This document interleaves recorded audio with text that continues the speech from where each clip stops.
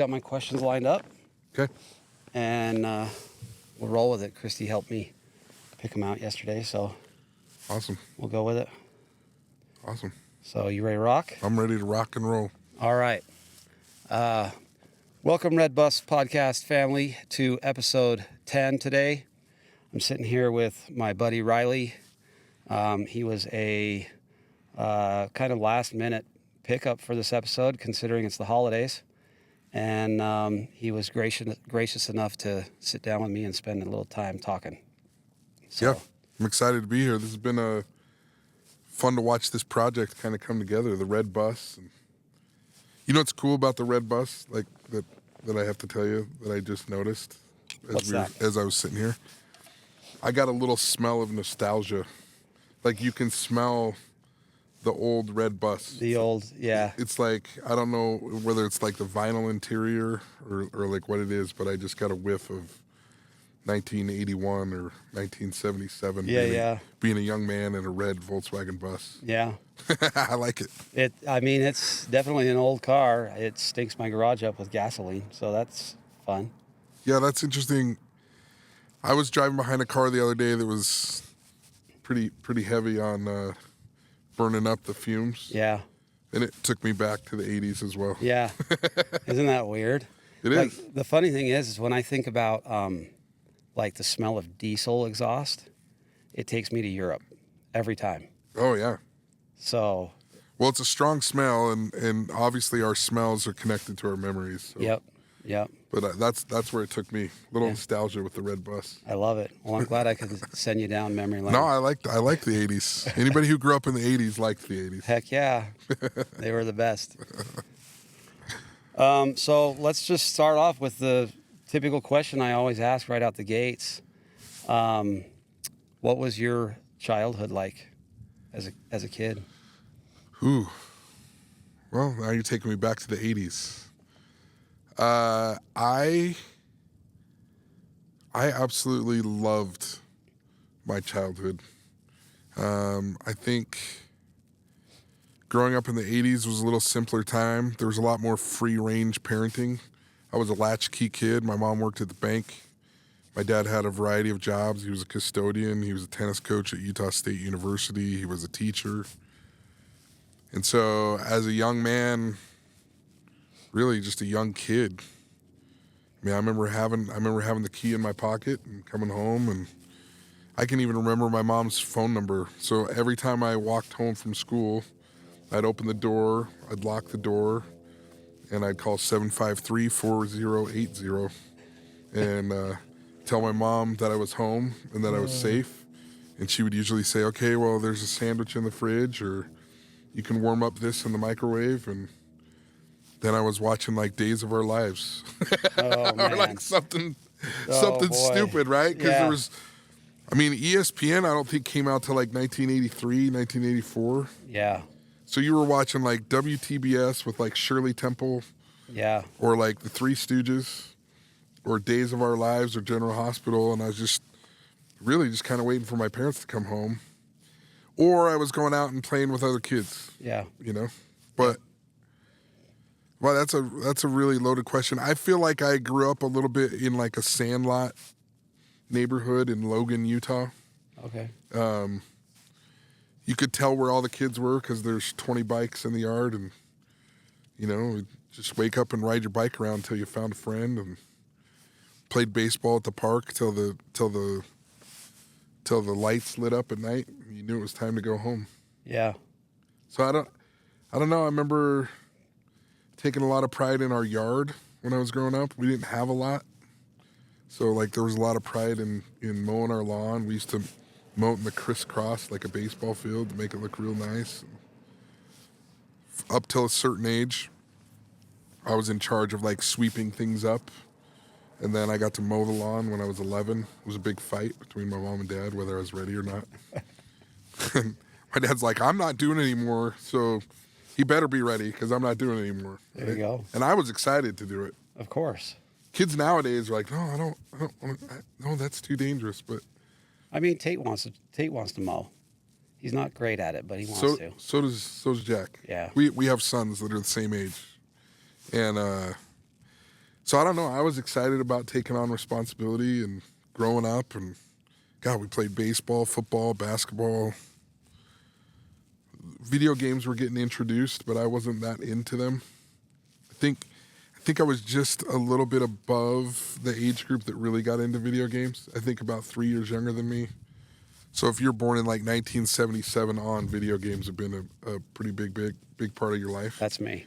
I'm 1974. Yeah. And I was just on the edge. I mean, I did play some, but they weren't like cultural. Right. Yeah. Like I think video games are cultural now. Yeah. It's like if you don't play video games, it's like your friends are looking at you like, what's wrong with you now? Right. Where with us, it was bikes and fixing your chain. Outdoor stuff. Yeah. But I loved it. I look back at my childhood. You know, I was 6 in 1980 and I was 16 in 1990, and I look at those 10 years as just really, really like formative and fun. And I like listening to the music from that time because it felt like, I don't know, life was good. Yeah. Reagan was the president. He was good. I liked Reagan. I think my parents liked Reagan. It was fun. It was fun. Yeah. No, that was a good time. It was definitely seemed a lot lighter. Like Yeah. life just seemed lighter. And we didn't need as much. Yeah. Which is interesting because my mom, when I talk to her now, she's like, you know, I don't pray that you'll be rich. And I'm like, well, you should. I'd like to know what it's like. She says, I always pray that you'll have enough. And I think that was kind of like if I could wrap up my childhood in a bow, I think we had enough. Yeah. I think we were grateful for what we had. I think my parents worked hard for what they got. And I don't feel like I went without. But I look back at it and I'm like, oh, we didn't have that. Hey, you didn't have a lot. We didn't have that, and we didn't have that. But I never felt like I went without. Well, that's awesome. And I think she did a good job of instilling in her 3 boys that we should be grateful for what we have, and she still prays to this day that we'll have enough, which I think is a reflection on her, and hopefully a reflection on us. Yeah. That we're not too caught up in what we have. Yeah. Or that the things that we do have, like kids and a wonderful wife and a good neighborhood to live in, are really just really valuable. Yeah. I mean, I think in this era, we put a lot of value on stuff. Yeah. Way too much value on stuff. Well, don't get me wrong. I like good stuff. Oh, I like good stuff too. But if that's the only thing that matters, you're always going to run into somebody who has more. You're always going to find somebody that has somebody's going to have a better red bus than you. Yeah. I don't know who that would be, but. Oh, there's plenty that would be better than this bus, but yeah. But what happens, I think, when you're trying to accumulate stuff is it's natural to compare your stuff to other stuff. Yeah. And then that just leads to, but that's a long life of difficulty, I think. I agree. So. I agree. So tell me how why don't you share a little bit about what you do for work and how you got into it? So, I think it was 13 years ago. Georgianne and I, well, maybe it was 11 years ago. Georgianne and I had been married for about 3 years. And I came home from work. I was selling hospital beds and stretchers for a Fortune 500 company called Stryker. So you've probably seen them at hospitals. The beds and the stretchers that you get wheeled off and wheeled around in the emergency rooms are all pretty much Stryker.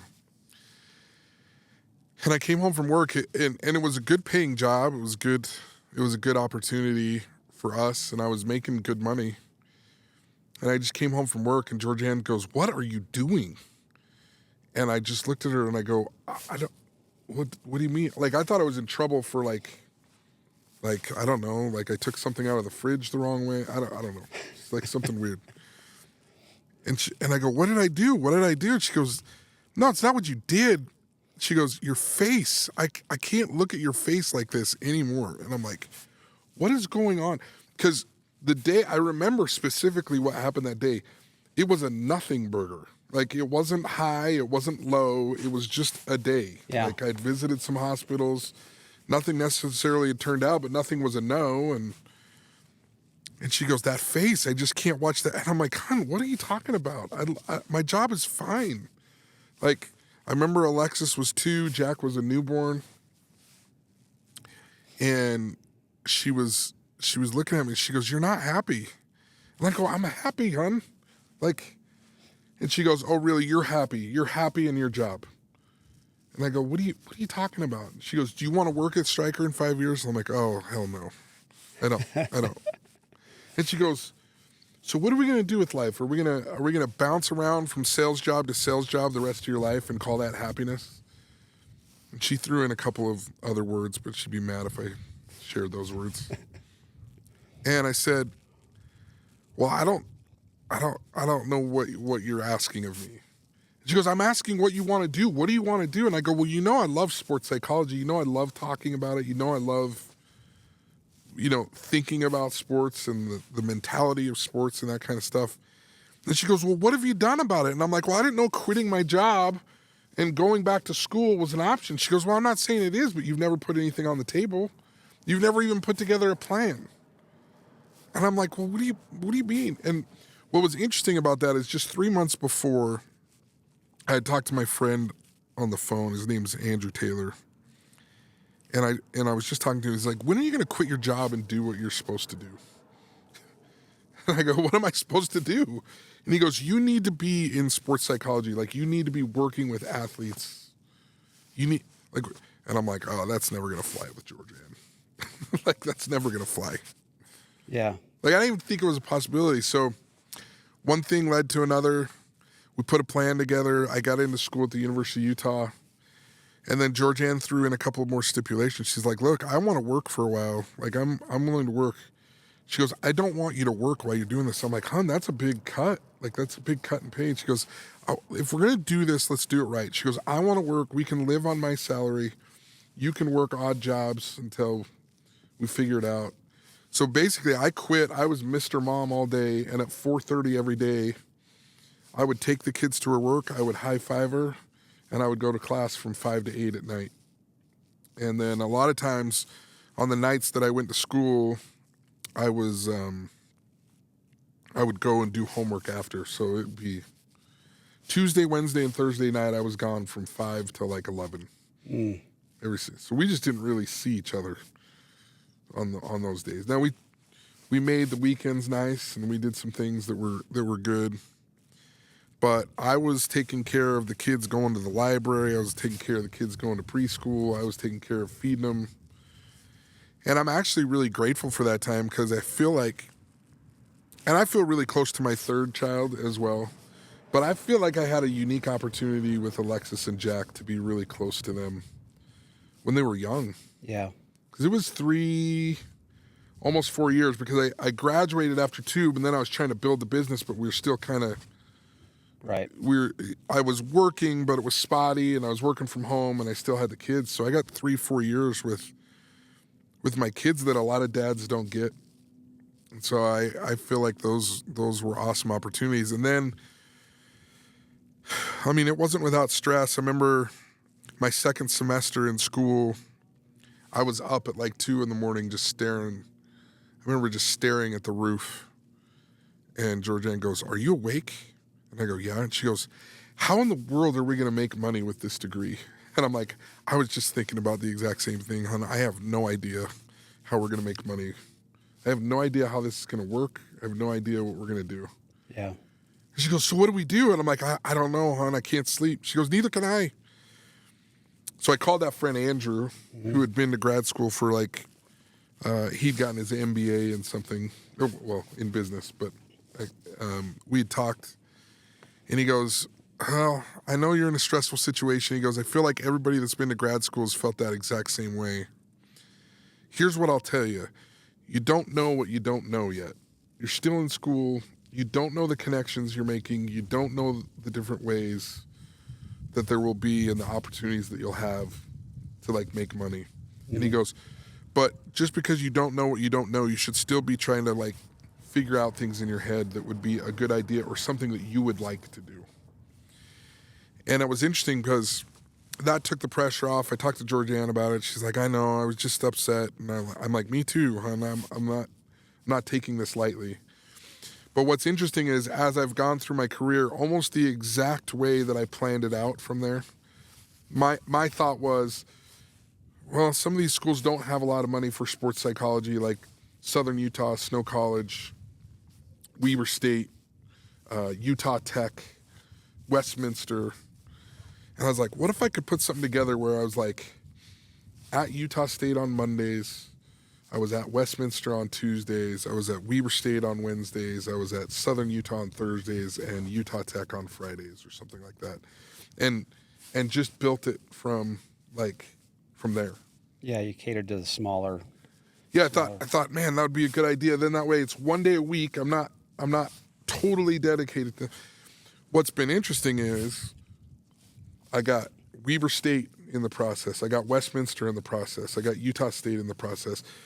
I've been able to work with Real Salt Lake. I've been able to work with 3 or 4 different businesses. And that's almost been the model that I've been able to create as an entrepreneur sports psychology consultant. And it's not exactly the way I thought it was going to be, but it's been more in some ways. And more money than I thought, and more safety. But I think more importantly than anything, just more joy in my job. Because I don't lay up at night anymore thinking about, man, what can I do to get, Intermountain Healthcare to purchase 10 ICU beds from me, which is like selling a fleet of trucks, right? It's like, Yeah. I'm thinking more in my mind of like, man, I really hope Himes had a good session with me, and I hope that we can get him to where he wants to be in chasing his dreams. Or, I meet with individuals that are in the corporate world, and one of the dads was having a lot of guilt because he didn't feel like he played enough with his kid.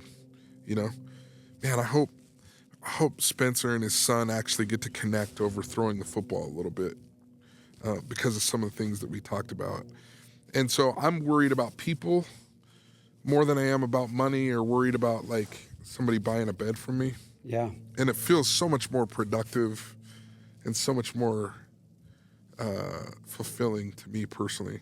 Now, look, this isn't a take away from people that are doing those jobs, because those beds deliver quite a bit of comfort to people that are in the hospitals, and I'm not trying to take that away from anybody. What I'm saying is, for me and for like what I need to feel fulfilled, this has been incredibly fulfilling. No, some people are just blessed to be great at sales. Right. And they love it, So. And I don't think I was bad at sales, but I don't think I was great. Yeah. I'm a much better salesperson now that I like really believe in the product. Yeah. That makes sense. That makes sense. So have you done any kind of like events where you speak at an event? Yeah. So I've spoken to, in fact, I speak at quite a few events. I've spoken to Michelin. I've spoken to Boston Scientific. I've spoken to Abbott. I've spoken at some sports psychology, different things. I've spoken for the Utah Jazz. And then I do quite a bit of like parent meetings as far as like how to embolden your kid, or how to talk to your kid in a way that will build them up instead of subtract from them. And, you have to, speaking is very, very difficult in some ways, because I don't think that if you're a good person that you can speak to a group of people without feeling a little bit hypocritical sometimes. What do you mean? They're looking at you as an expert. And although I do have a certain amount of skills and a certain amount of expertise in a lot of these things, I make mistakes. I get emotional. Yeah. I'm a hot mess sometimes. And so the hardest part about my job when I speak, or when come on a podcast and I talk to people about how I get to help people chase dreams is I've messed it up every which way of Sunday in my life, and I probably always will. But I hope that the people around me can feel my heart and know that I am doing my very best, and that I'm quick to be corrected and quick to understand that sometimes I mess up too. Yeah. But I think that's one thing that I've grown to understand is that a lot of these people that are speaking to us, a lot of these people that have doctorates, that have huge expertise in some of these areas, they're flawed and human too. Yeah. And I think it's given me a great deal of empathy to both sides of the equation. When people are critical of people that are speaking and saying they're hypocritical, I'm like, yeah, they are. Can I give you another insight to that? They feel hypocritical too. Yeah. I think we're all just trying to figure this out together. So I think as a recovering perfectionist in my life, it's been very humbling to be asked to speak. It's humbling to come on a podcast. It's humbling to give advice to other people and have people really, really like search for it and ask for it and realize that I'm not perfect in my own life and that that's okay. Yeah. That's hard. Yeah. Because I really, when I say recovering perfectionist, like I think I have some real perfectionist like tendencies that have worked against me a lot in my life. And I kind of look at it as like alcoholism. Like I think we all should search to be perfect, but what's wrong with being excellent? Yeah. What's wrong with being really, really good and not perfect? Why aren't we okay with that? And that's where I'm trying to get to. Yeah. You know? Well, I mean, life is a journey, and we just all are trying to figure it out as we go. So, Right. you know, having an acknowledgement of your perfectionism and trying to like be okay with excellence is a big step, I think. Well, and I think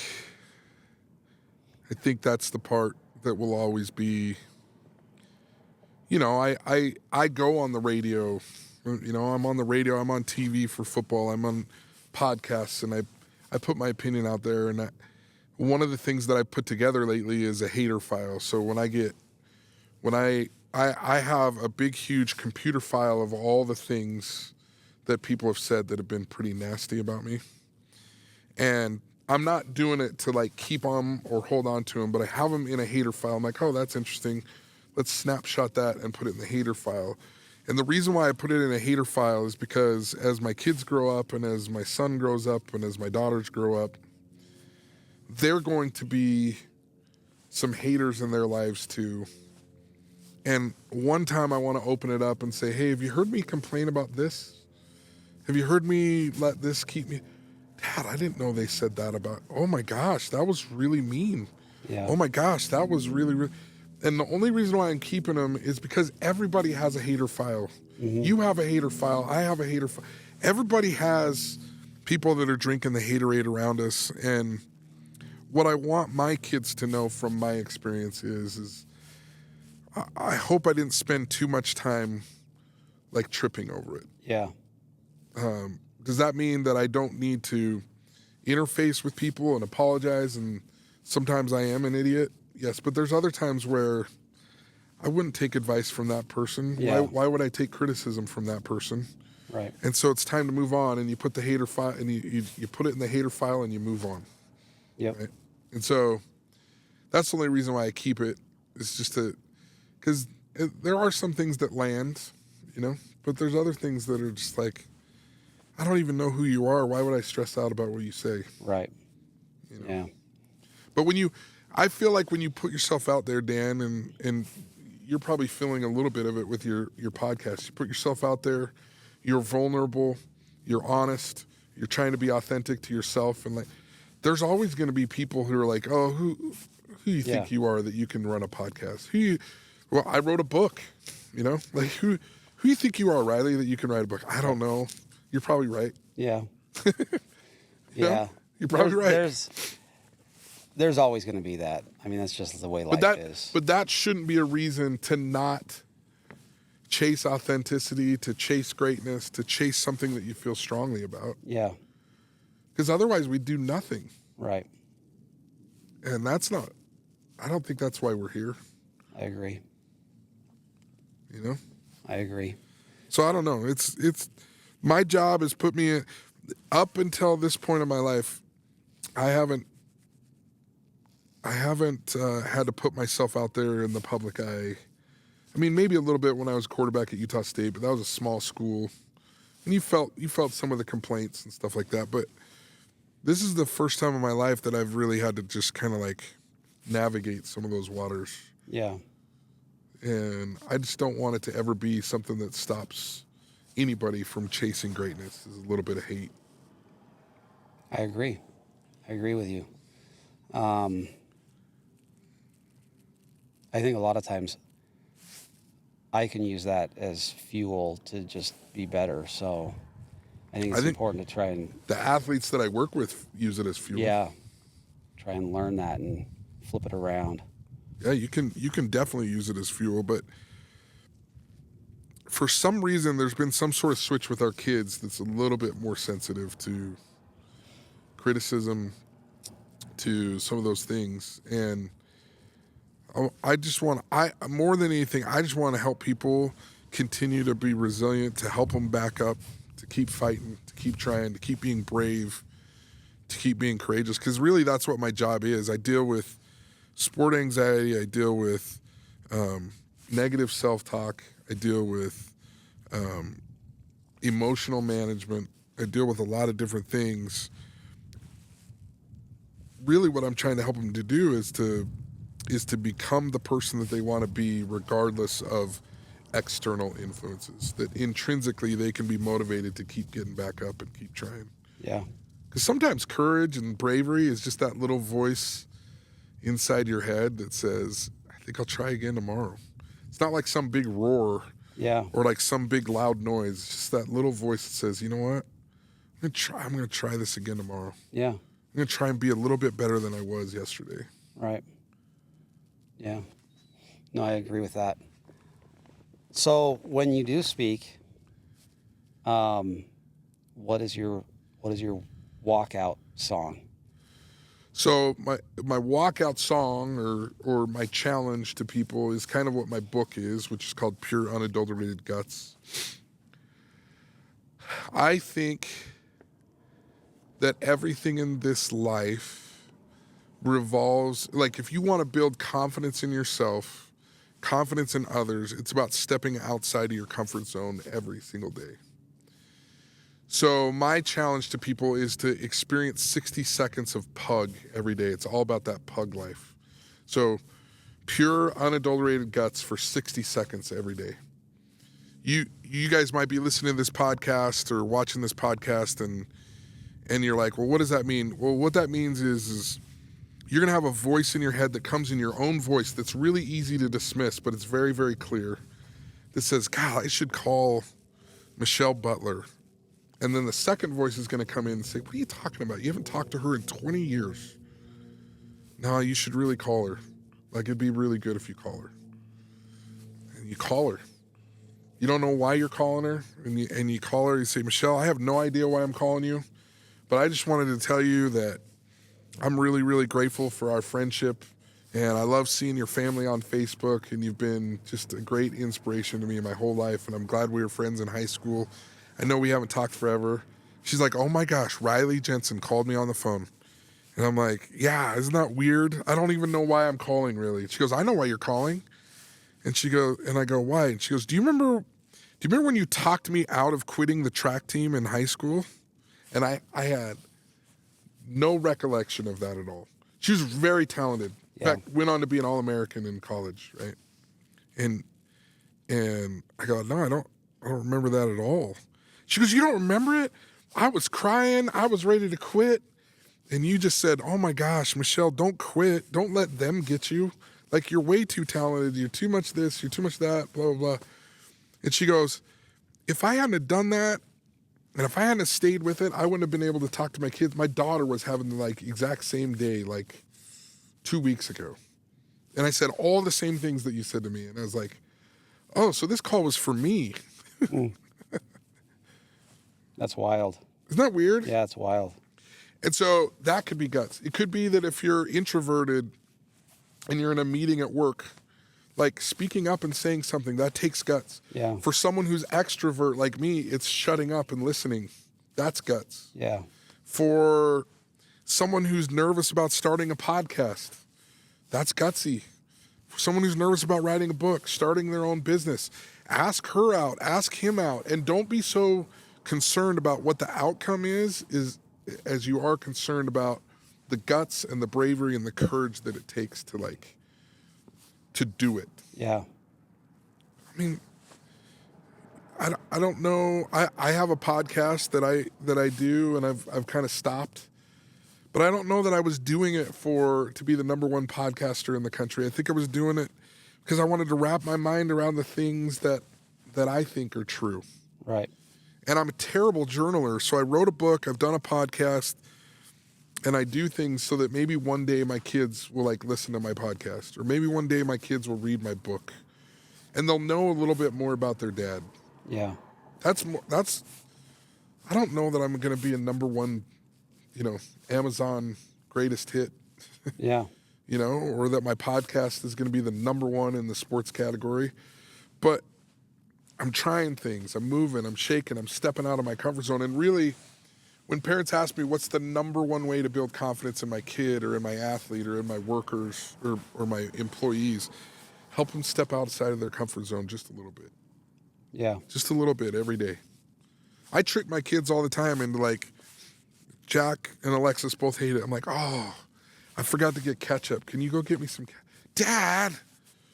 Well, what I'm tricking them into is just a little bit of guts.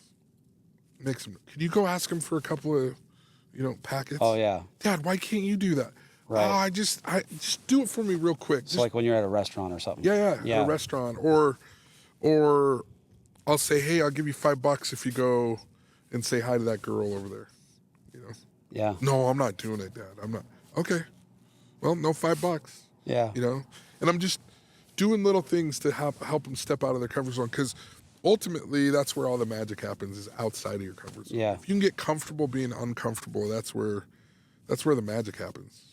Yeah, that's where the growth happens too. I mean, I sure. think about your life, Dan, and I don't know everything about your life, but if you think about the greatest things that you've done, they required a significant amount of energy to step outside of your comfort zone.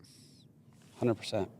Asking Georgianne to marry me on top of Mount Olympus, it took some guts. Yeah, it did. I'm not really good with heights, and I was only about 70% sure that she would say yes.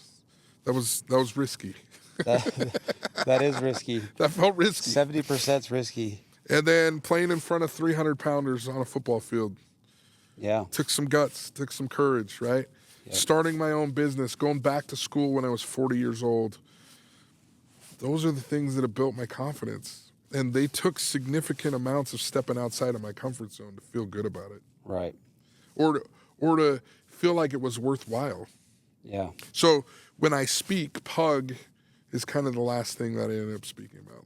What can you do today to give 60 seconds worth of pure unadulterated guts to what you're trying to do? Sometimes it can be as simple as just looking up schools that you want to go to for 60 seconds. Just get moving. The good Lord can't steer a parked car. Just start moving in that direction, and then that's where the good things happen. Yeah. Yeah. Those are, great insights. I love doing that stuff with my kids. We'll go to order sandwiches or whatever. They'll be like, "Will you just order mine?" No. You want food, you got to order it yourself. And they get all mad about it, but it's these are life skills. You've got to learn this stuff. Right. The only way to do it is to just get in there and do it, Well, but then you watch them grow and they start doing it on their own. Yeah. My daughter we went to the Italian Village the other night. My daughter ordered a meal, and she was so kind and gracious, knew exactly what she wanted. And I was just like, oh. You're like, yes. That was awesome. Yeah. And that seems like such a small win for a parent, but it's big. It is big. It's building confidence. Yeah. Yep. Totally. So then the challenges get a little bit different and a little bit more nuanced, but that's okay. I can grow with them. Yep. So that's the fun part of parenting. The hard part of parenting is It's hard. Life's hard. All of it. Yeah, all of it. The hard part of parenting is all of it. All of it. Yeah, it's tough. It Yep. can be tough. Yeah. Okay, I got a little more of a fun question for you. Okay. If you could be an element, what element do you think you'd be, and why? Well, you're making me stretch because the periodic table is not my. Well, I mean, it could be fire, it could be ice, it could be any of that kind of stuff too. Yeah. Well, if you move it to that, Yeah. that's an easy one for me. It's water. Okay. And the reason why I would be water is because it continually flows and it doesn't complain about its situation. So just to, if you look down from an airplane, you never see a river that goes directly from Salt Lake City to Like a San straight Francisco line. in a straight line. Yeah. It weaves and it takes the path sometimes of least resistance, but sometimes it takes a path of resistance. And when it finds resistance, it either goes over it, it goes around it, it goes underneath it, but it continually flows and it's continually moving and growing. And I think the lesson in that is in life, am I continually growing and progressing? And am I looking at the obstacles in my life as challenges or obstacles? Because if I look at them as obstacles, well, then I just want to stop. Yeah. And if I look at them as challenges, well, maybe I could go over the top. Maybe I could go around to the side. Maybe we could figure it out this way. And I just like the thought of, and I know there's the side of water that can be really, really powerful and damaging. And I think that's the part that I'm trying to avoid in this analogy. But that comes with water, right? But I'm trying to get to a flow state where I'm just continually flowing and like, oh, okay, that happened. Let's work through that. Oh, that happened. Let's work through this. Oh, and instead of looking at it as this like tragedy, you kind of just view it as like, oh, this is just part of the challenges of my life. And this is just part of the fun of my life is that I get to meander around this and I get to figure out how to not let exterior circumstances ruin my flow. Yeah. So I think that's probably the one I would choose. There's an old Sufi tale that kind of talks about this in like more concrete terms, where there's this serf in the kingdom. He's got his own little plot of land, and him and his son have kind of figured out how to they build a stable because they want to own a horse one day, right? And they're working the fields, and one day the stallion shows up, and they're like, oh my gosh, it showed up for free. We're not even going to have to pay for one. And so they rope it, they bring it in, and all the townspeople came in, and they're just like, oh my gosh, what a wonderful blessing to your life. And the father says, yeah, maybe not. We'll see, And then it turns out that there was a hole in their stable, and the horse gets away. And everybody comes into town, and they're like, oh, this is the worst luck. I can't believe how bad this is. And the dad says, well, maybe not. We'll see. They were pretty upset about it, but in the meantime, they repaired their stable, and they make it really, really nice. Well, the stallion comes back with 9 others. So now there's 10 stallions. And they get him. The townspeople come in. He says, well, maybe not. Yeah. And then the son breaks his leg while he's trying to break the stallion. And they're like, what terrible luck. He says, maybe not. And then the king comes in and says, all young men under the age of 25 are going to war. And his son's leg's broken, so he can't go to war. And so and it goes on and on and on. That life is like, well, maybe this is good, maybe not. Let's wait and see. That's kind of like water flowing, right? Like, and that Sufi tale is powerful to me because I want to be more like that. Because I tend to be the person that is like, I know, isn't this the worst luck ever? Like, can you believe that happened to me? Right? Yeah. Or I want to celebrate a win so much that it's like, yeah, we did it, right? And I'm just trying to get to that water analogy a little bit more.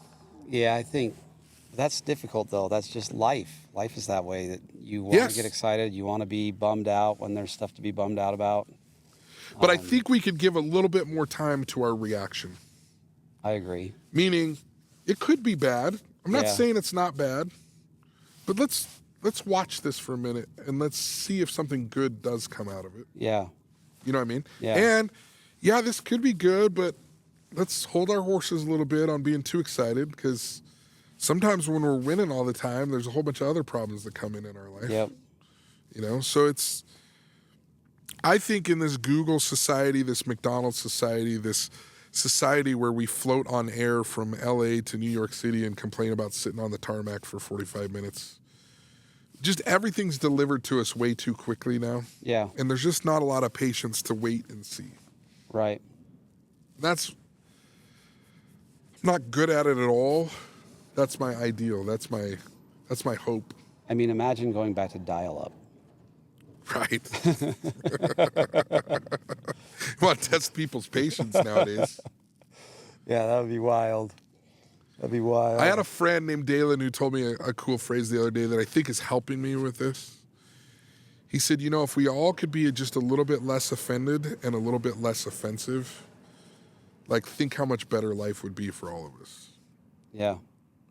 That's a little bit back to the water, to the Sufi tale, if I could just be a little bit less offended.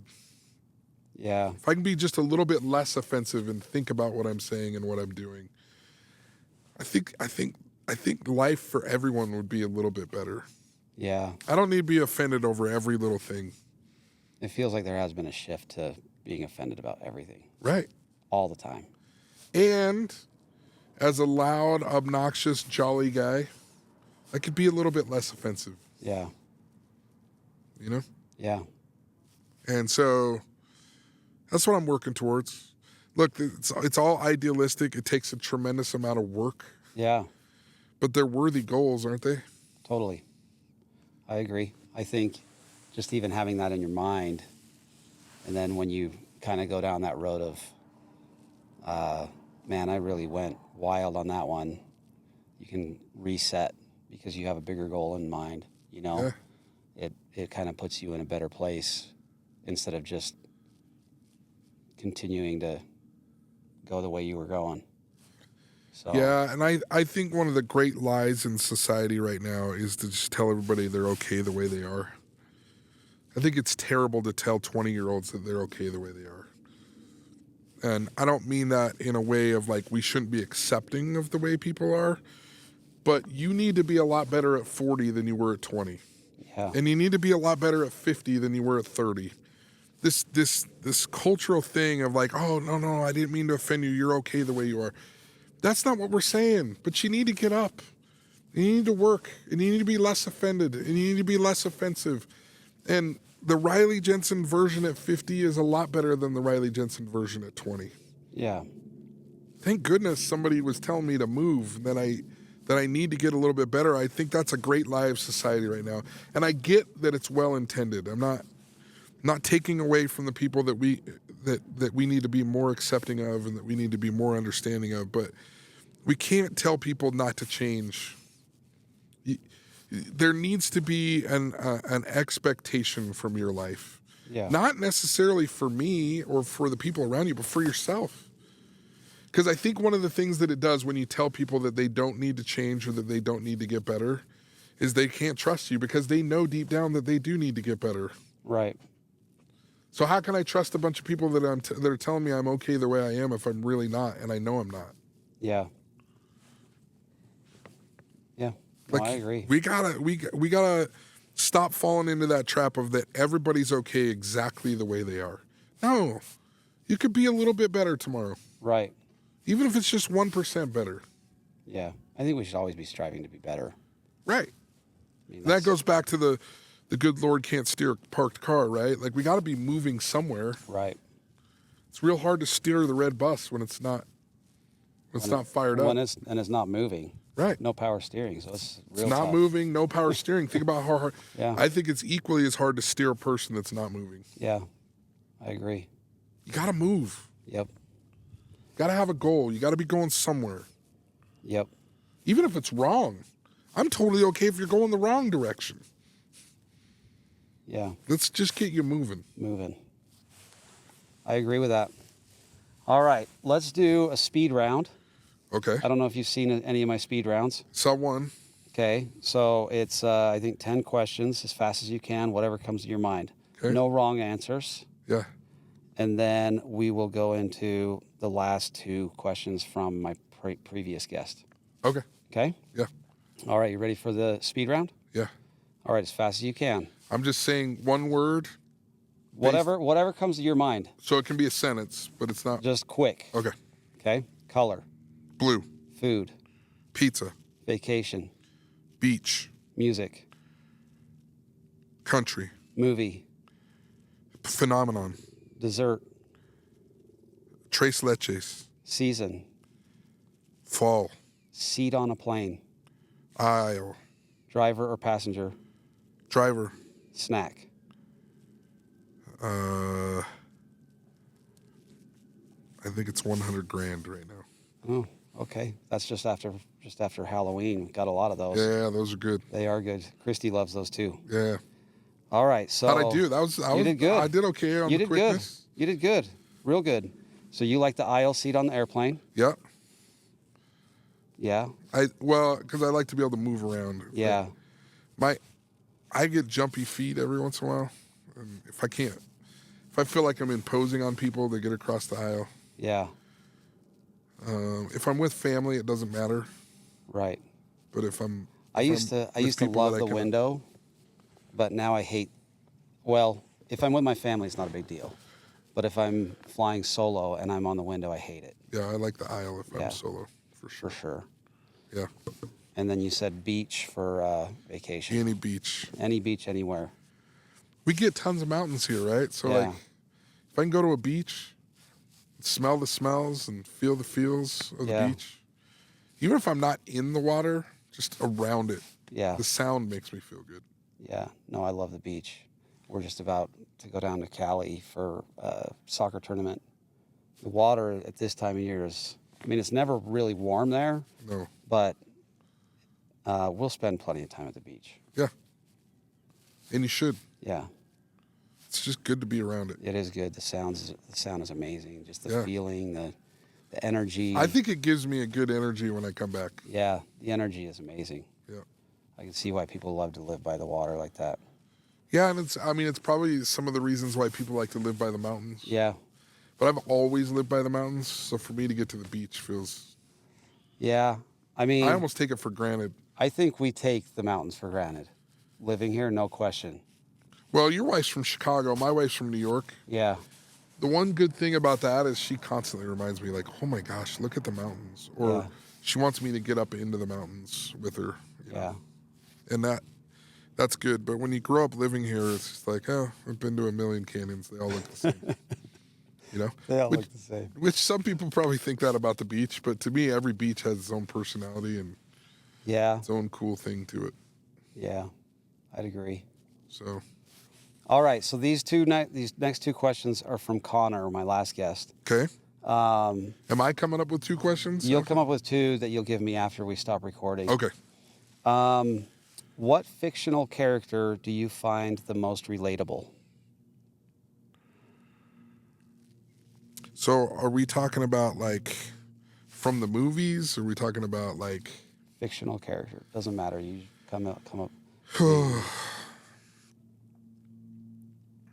Could be movies. It could be whatever. So I said Phenomenon's my favorite movie. Okay, yeah.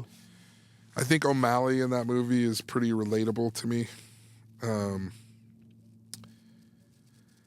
I think he has a good heart and he's pretty flawed, right? Mm-hmm. And I think that in that movie, you know, he sees that flash of light or whatever and it changes him and gives him a whole bunch of knowledge. And I'm not comparing myself to that, but I do feel I think the lesson of that movie, well, there's 2 really good lessons in that movie. One is that people are going to misunderstand you no matter who you are. Yeah. Because you're going to have different types of experiences that make you different than everybody else. And everybody has that feeling where like, I just don't feel the same as everybody else. And I liked the way that he handled it, you know, and I liked that movie because it just showed people trying to come together to figure out, you know, how to be kind. Yeah. So I think he's very relatable to me in the sense of sometimes I feel, not that I have superpowers, but I feel as much as I'm an outgoing person and as much as I feel like I'm relatable, I also feel this disconnect to people sometimes. And so that's very relatable. And then the second lesson in that movie is that he buys her chairs. It was a big deal to her. She was making these wicker chairs, and he kept buying them and buying them and buying them, and was trying to help her be successful. It ends up blowing up in his face a little bit, which is a little bit why it's relatable to me. Is he was trying to do a good thing by buying her chairs and keeping her in business because he thought her chairs were cool, and obviously he was in love with her. But in some way or another, us men, there's part of me that's a sappy romantic that just wants to buy her chairs. Yeah. You know? We need to do a better job as men of buying our women's chairs. Whatever it is, whatever they're chasing, whatever it is that they love, we need to love it with them. Yeah, I agree. You know? So maybe him. Okay. I like him. That's a good one. I think John Travolta's a good actor. I think he's able to get into his character really well. Yeah. Into his movies. Yep. All right. Last question. Other than Dan Madsen, host of the Red Bus podcast, who would you want to have a conversation with, dead or alive? Oh.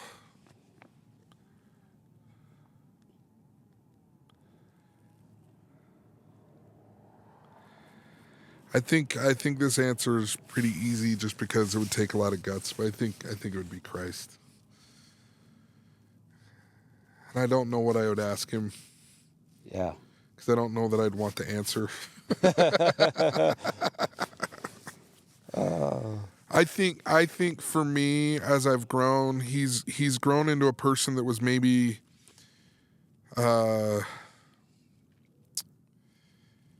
letter of the law guy into someone who's incredibly merciful. And I don't think that millions and millions of people around the world could be so attracted to his message and to his life without him being a lot of the characteristics that we love, which include funny, which include interesting, which include intelligent, which includes a lot of characteristics that maybe don't come out when you're a kid because all you're thinking about is the 10 Commandments. Yeah. And about whether I'm good or whether I'm bad. And I just kind of think I would just want to feel his presence and what everybody was so in love with or threatened by. Yeah. Because he was not a he was a polarizing figure. Right. They loved him or they hated him. And I want to feel that. I think that'd be really, really powerful for me. And especially as someone, maybe I would ask him the question about how do I overcome perfectionism? I study it a lot. I mean, that would be a really good question for him. Because he's perfect, but he understands that we're not. Yeah. And maybe the answer that he would say would be, you know what, there isn't an answer unless you combine with me. Unless you join me. Maybe that's where I'm missing the boat. I'm out there studying it. I'm out there trying to help other people with it, and I'm forgetting to combine myself with him. Yeah. To be a little bit more in line and understanding. Because I think the one thing that I'm realizing as I ate a 50 burger this year is that he's a lot more compassionate and has a lot more grace for me than maybe even I understand. Yeah. And I need that. Yeah.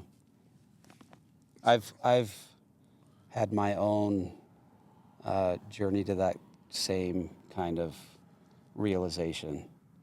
I just I think I'd always struggled with the idea of, like, letter of the law, like, you know, certain things. There's no forgiveness for certain stuff.